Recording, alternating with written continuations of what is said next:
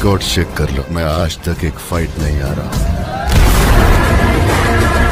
আজকের এই ভিডিওতে কথা বলবো সুপারস্টার প্রভাসের কালকির 41 দিনের টোটাল ওয়ার্ল্ড ওয়াইড কালেকশনের সম্পর্কে। এর সাথেও জানবো হলিউডের ফিল্ম ডেডপুল অ্যান্ড ওলভেরিন ফিল্মটার 12 দিনের টোটাল ওয়ার্ল্ড ওয়াইড কালেকশনের সম্পর্কে। তারপর কথা বলবো সাউথের মার্টিন ফিল্মটার ট্রেলারের সম্পর্কে। তো চলো গাইস ভিডিওটা শুরু করা যাক। সবার প্রথমে কথা বলে নিই, পিছনের হপ্তাহে রিলিজ হয়েছে হলিউডের one of the biggest blockbuster film Deadpool and Wolverine ফিল্মটার সম্পর্কে। ফিল্মটা ইন্ডিয়াতে হিন্দি, ইংলিশ, সাউথের ভাষাগুলোতে 3000 সিনেমা হলে রিলিজ করা হয়েছিল। তারপর ফিল্মটা সব ভাষাগুলো থেকে ইন্ডিয়াতে সম্পূর্ণরূপে ঐতিহাসিক কালেকশন করে ফেলে। গাইস ফিল্মটা এখনো যে হিসাবে কালেকশন করে যাচ্ছে, মনে হচ্ছে এই বছরের সব থেকে বেশি আয় করা ফিল্ম ইন্ডিয়াতে হতে যাচ্ছে। জি হ্যাঁ গাইস, এবার ফিল্মটার ইন্ডিয়ার কালেকশন দেখা গেলে ফিল্মটা মাত্র 11 দিনের মধ্যে ইন্ডিয়া থেকে 115 কোটি রুপি আয় করে ফেলেছে। আজকে 12 দিনের ইন্ডিয়াতে কালেকশন দেখা গেলে গাইস আজকে অল ইন্ডিয়া থেকে ফিল্মটা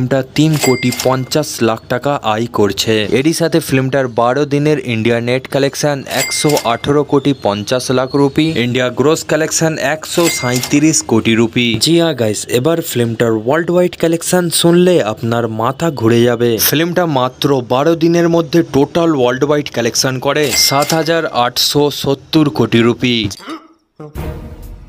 জি হ্যাঁ গাইস, ফিল্মটা মাত্র 12 দিনের মধ্যে ওয়ার্ল্ড ওয়াইড থেকে 7,870 কোটি রুপি আয় করে ফেলেছে। এবার কথা বলবো এই বছরের সব থেকে বড় ব্লকবাস্টার ফিল্ম সুপারস্টার প্রভাসের কালকি ফিল্মটার সম্পর্কে। ফিল্মটা আজকে সিনেমা হলে 41 দিন কমপ্লিট করে ফেলেছে, কিন্তু যেখানে বলিউড সাউথের ফিল্মগুলো বক্স অফিসে খুব মুশকিলের সাথে 1-2 হপ্তাহ চলে, সেখানে ফিল্মটা 41 দিন হয়ে যাবার পরেও দিনের পর দিন দারুণ কালেকশন করে যাচ্ছে। খুশির ব্যাপার, এখন ফিল্মটার আগের থেকে অনেক শো বাড়িয়ে দেওয়া হয়েছে, কারণ এই হপ্তাহে রিলিজ হয়েছিল অজয় দেবগনের অরমে কাহা দামদা ফিল্মটা বক্স অফিসে পুরোভাবে ফ্লপ হয়েছে, সেজন্য ফিল্মটার শো কম করে দেওয়া হয়েছে আর কালকি ফিল্মের শো বাড়িয়ে দেওয়া হয়েছে। জি হ্যাঁ গাইস, এবার মনে হচ্ছে কালকি ফিল্মটা এই হপ্তাতেও ফাটিয়ে কালেকশন করবে। এবার ফিল্মটার কালেকশন দেখা গেলে গাইস এখন অব্দি ফিল্মটা অল ইন্ডিয়া থেকে টোটাল গ্রোস কালেকশন করেছে 877 কোটি রুপি। এবার ফিল্মটার ওভারসিজ কালেকশন দেখা গেলে গাইস ফিল্মটা এখন অব্দি বিদেশ থেকে 278 কোটি রুপি কালেকশন করেছে।